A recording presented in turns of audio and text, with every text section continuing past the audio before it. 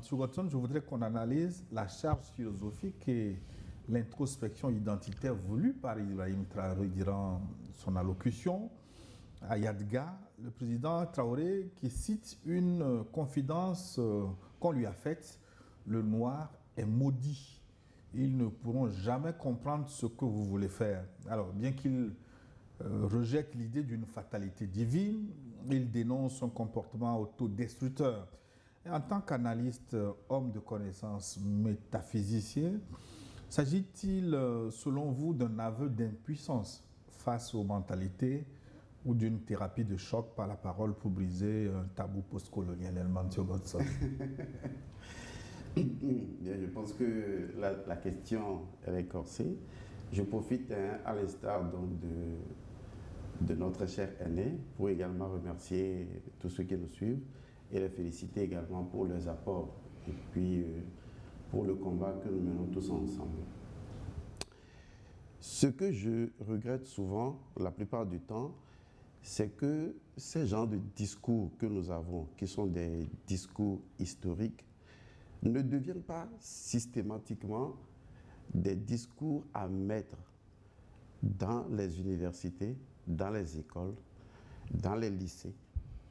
Parce que le développement, c'est un complot que l'on fait soi-même en tant que pays pour se développer. C'est-à-dire déjà à partir de la classe de CM2, on peut mettre ces discours à la disposition des enfants et leur demander d'y réfléchir. Pour le BEPC, on peut leur demander leur avis, d'écrire là-dessus, de donner leur opinion. Parce qu'il s'agit vraiment d'une question ontologique, d'une question identitaire. Il s'agit ici de se savoir, de se penser, de se restructurer. Et nous avons besoin de ces discours-là pour nous accompagner. Souvent, ce qu'on constate en Afrique, c'est que ces discours sortent, émeuvent, quelques temps après, eh bien, tout le monde laisse passer et plus personne ne dit rien. Comme si on attend un salut de quelque part pour que les choses se fassent, alors que nous avons la tête, les mains et les pieds pour faire les choses par nous-mêmes. C'est ce que je regrette d'avance parce que je sais que ça va se passer comme ça. J'ai vu ça se répéter plusieurs fois. Lorsque j'écoute le capitaine Ibrahim Traoré, il ne ressemble pas à une personne que je vais qualifier d'inconscient, ni d'inconstant. Il ressemble à quelqu'un, si même il le reconnaît, que personne n'est absolument puissant. Je vois un homme qui s'est éveillé à son identité profonde et qui décide d'accomplir une mission dont il est parfaitement conscient. Et donc, ce qu'il dit n'est pas un aveu d'impuissance. Pour moi, je le vois comme ça. Je vois cela plutôt comme une forme de thérapie de choc.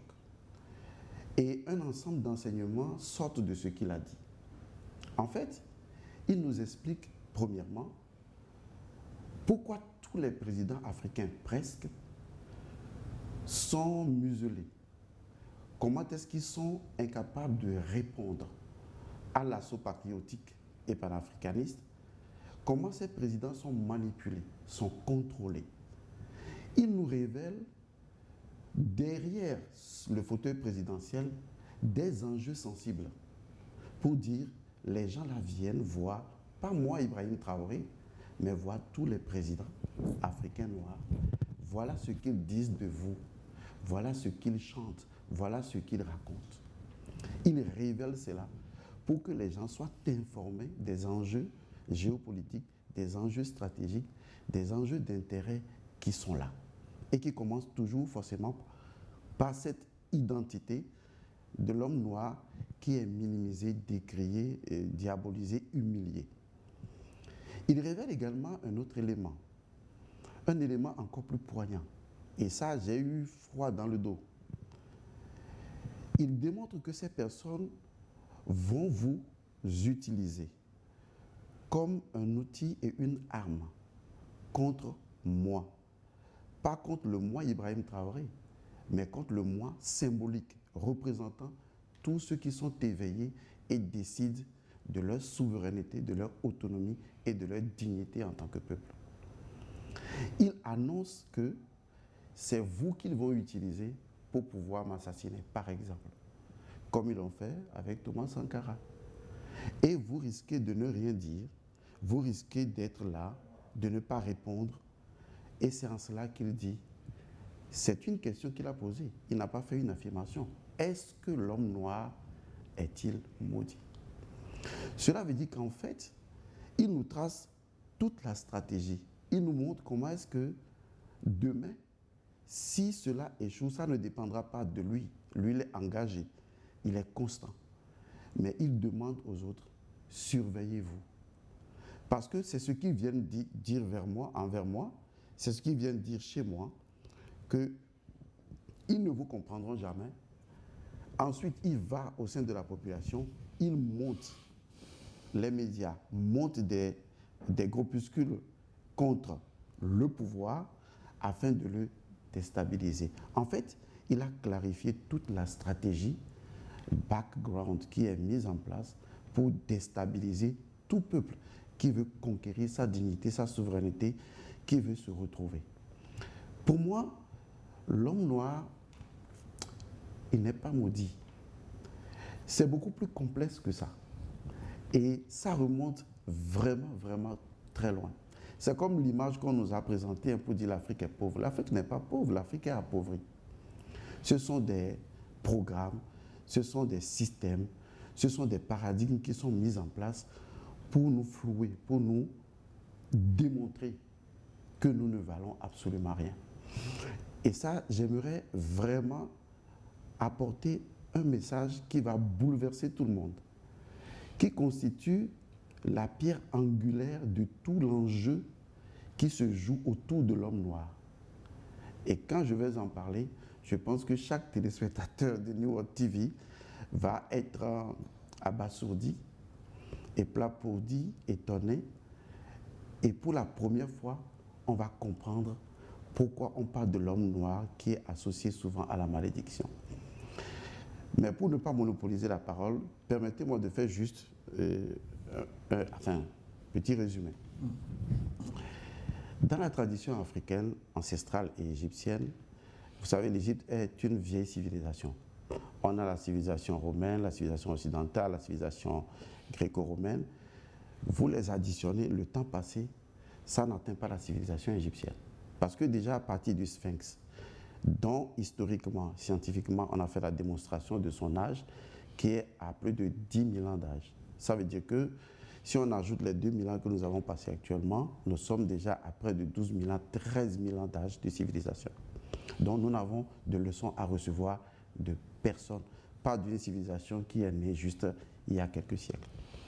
Dans la tradition de l'Égypte ancienne, on ne parle pas de malédiction, mais on parle de deux choses. On parle d'équilibre et de déséquilibre. L'équilibre, c'est ce qui est conforme à l'ordre naturel. Le déséquilibre, c'est ce qui est isphétique, sétien, qui est contraire à l'ordre naturel. Alors, à quel moment on parle alors disons, de l'équilibre? On parle de l'équilibre lorsqu'il y a un accord parfait entre un principe et sa manifestation. Là, on parle d'équilibre, c'est-à-dire de l'ordre naturel, d'équilibre, d'harmonie et tout ce que vous voulez. Quand il y a un accord parfait entre le principe et sa manifestation. Mais lorsqu'il n'y a pas un accord entre le principe et la manifestation, on parle alors de déséquilibre.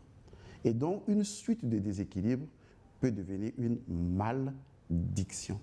C'est-à-dire une diction, c'est une forme de principe initié, mais qui est mal faite. Ce qui veut dire qu'une suite de déséquilibres entraîne une maldiction, c'est-à-dire une malédiction. Par exemple, lorsqu'on parle du principe et de sa manifestation, on parle de l'esprit et des comportements, des attitudes, des émotions, des raisonnements qui constituent la partie de la manifestation. Imaginez, lorsque l'esprit africain est en désaccord, pas en accord, en désaccord avec ses attitudes, ses comportements, via un système intermédiaire qu'il a complètement déprogrammé, qu'il a annihilé, qu'il a aliéné, l'évidence est là. L'esprit est là, mais ses résultats ne tomberont pas. il y aura absence de créativité, absence d'intelligence situationnelle, absence de volonté de force, absence de détermination dans la durée, parce que après tout, la force vient de l'esprit.